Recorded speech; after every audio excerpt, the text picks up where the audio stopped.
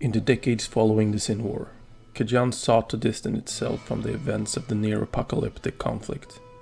To this end, the people renamed their lands Khagistan. As the kingdom started anew, Mage clans reasserted the control they had previously held over the east. The greatest lessons learned by the Ennead and the Amute clans from the time of the Triune and the Cathedral Light were simple. No Mage clan must ever again summon demons into the world, and if humanity had anything to say about it, the heavens and hells must stay out of mortal affairs forever. Legends hold that before the Sin War there had been 7 major and 7 minor Mage clans, but following Odysseus' sacrifice, only 3 maintained a strong influence. The same 3 that had been the most prominent years before: the Vigeri, the Ennead, and the Amute. It was the Vigeri clan, however, that once again rose to greatest success, and soon counted thousands of active sorceresses among its ranks. It is incredible to look back upon this era and consider the prosperity of the Vigeri. After all, what were the roots of the Vigeri's success? Conjuring and summoning. One might even say that much of the peace and grandeur of this golden age was built on the enslavement of demons generations before. It is no surprise then that the Vigeri operated under close scrutiny, as the other Mage clans made clear to the original conjuring school that if it grew arrogant and tempted fate once again, there would be dire ramifications. The reality of the Nephilim and the involvement of the heavens and hells in the Sin War were kept from the general populace. It was publicly stated that a plague had claimed the lives of those lost in the Sin War. Nevertheless, the truth was known by some, and it was generally recognized by these people that blind faith religiosity during the war had not averted this disaster. In fact, it was not long before the prevailing opinion was that humankind's embracing of religion had set the events of the war in motion. There was no more room for faith. The citizens would believe now only what they could behold with their eyes of their own. Popular religions were suppressed as the people embraced the Mage clans, who relied on the empirical and the quantifiable. The kingdom took effort in a system that valued reason and practical research above all, and so it was that once again the RX'd, the Mage Council, enjoyed great success in power, governing the land in cooperation with the royal line from the eastern capital of Vigium.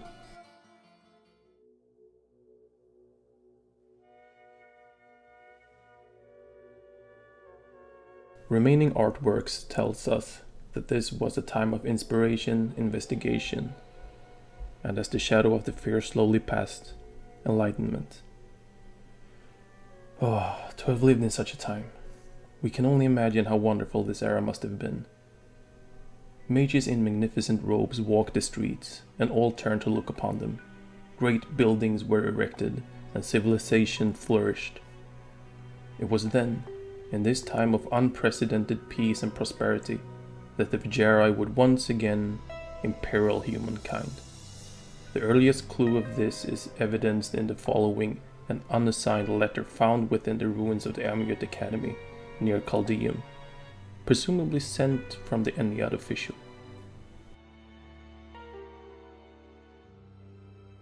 I share this matter in the strictest confidence. The following account has been verified by our most trustworthy source. It was only 2 nights ago that 5 high-ranking Vigeri conjurers were overheard in the deepest recesses of the Ishari Sanctum, chanting incantations and conducting what could only have been a ritual of summoning. A small tremor was felt soon after, followed by a sound of throat-rending screams. Where 5 conjurers had entered, only 3 emerged hours later. It goes without saying that these activities are unacceptable. The Vigeri have disregarded multiple warnings and are clearly revisiting past sins, setting them on a course that will result in the destruction of all that we have labored to build. Measures are being taken. The Vigeri will soon lie in the bed of their own making. I have been led to believe that in a circumstance such as this, we might count on your support. I truly hope such claims are valid, brother. For now is the time to end the Vigeri's recklessness once and for all.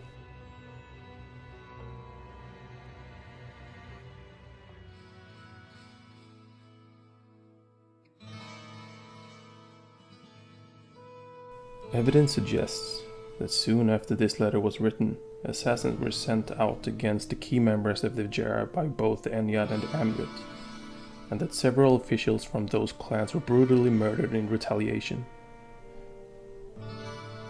The conflict escalated further than an argument among the clan representatives at a meeting at the Al-Rakish erupted into a battle that resulted in multiple deaths. Soon, the blood of all three clans was being spilt on the streets. The violence surged until Ennead and Amulet clans in the Chaldeum gathered their forces and stormed the Vigeri main academy in Vijun.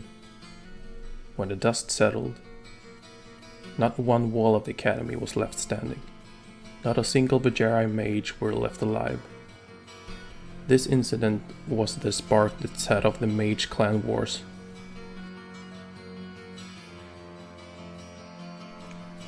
Battles flared across the eastern lands. The Vigeri ruling council fled the capital, went into hiding, and focused on consolidating its forces. The coalition of Ennead and Amulet forces won several victories against isolated pockets of the Vigeri combatants. The two clans then directed the entirety of their combined might against the Vigeri's main force.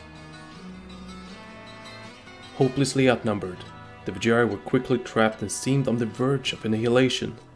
It was then that the true plan of the Conjurers was revealed as they unleashed the one weapon no other clan had dared to wield: demons.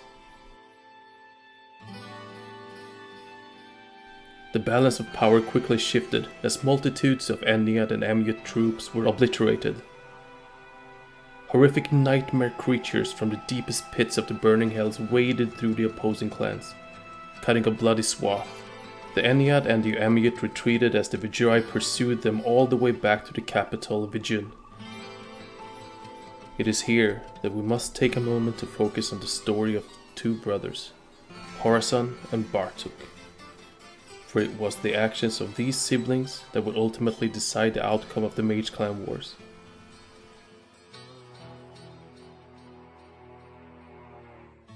Bartok was a particularly ruthless mage who had earned the epithet Warlord of Blood for bathing in the blood of his slaughtered enemies. It is said that his armor was empowered with a demonic sentience. During the final battles of the Mage Clan Wars, Bartok had become an unstoppable force, instilling fear not only in the opposing clans, but in his own people as well.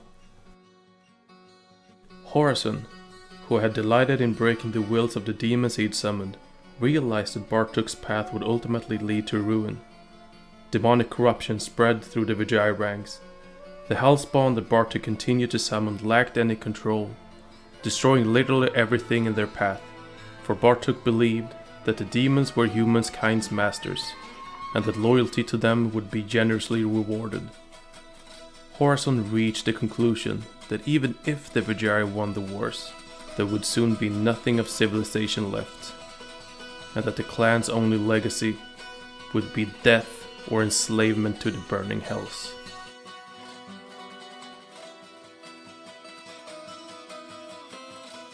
And so it was that just when victory for the Vigeri seemed assured, the ruling council resolved to relieve Bartok of his command.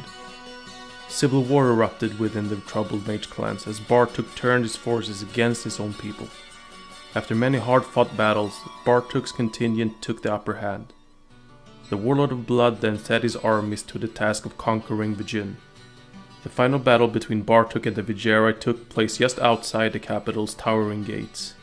And just when it seemed that the entire clan would fail to defeat Bartok, his brother Horuson answered the challenge. The cataclysmic battle between the two siblings brought the walls of Vijun down around them. The city was leveled, and the death toll numbered in the hundreds of thousands. But as the fire, smoke, and unholy blood mist cleared, Bartok, Warlord of Blood, lay dead with Horuson standing over his brother's gore-covered corpse. Following the death of Bartok, the grieving Horuson was keenly aware of the inherent tragedies of summoning. He realized that the corruption of hearts and civilizations would never end as long as the agents of the Burning Hells had access to our world.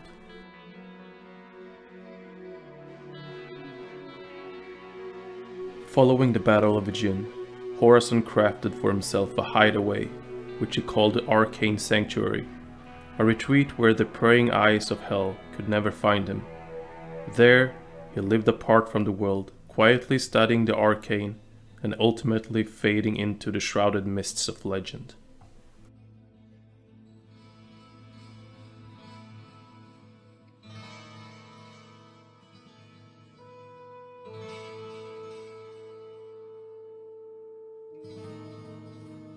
Whatever the true fate of Horuson, we have graphic accounts of the magnificent city of Ijin reduced to rubble, and with the destruction of the city also came the end of the Mage Clan system of government. Mages, who had been so revered by the people, were now exiled, and in some extreme cases, executed on sight. Many mages fled from the cities to eke out an existence in smaller towns, or alone in the mountains and deserts. Certainly, some mage clans remained.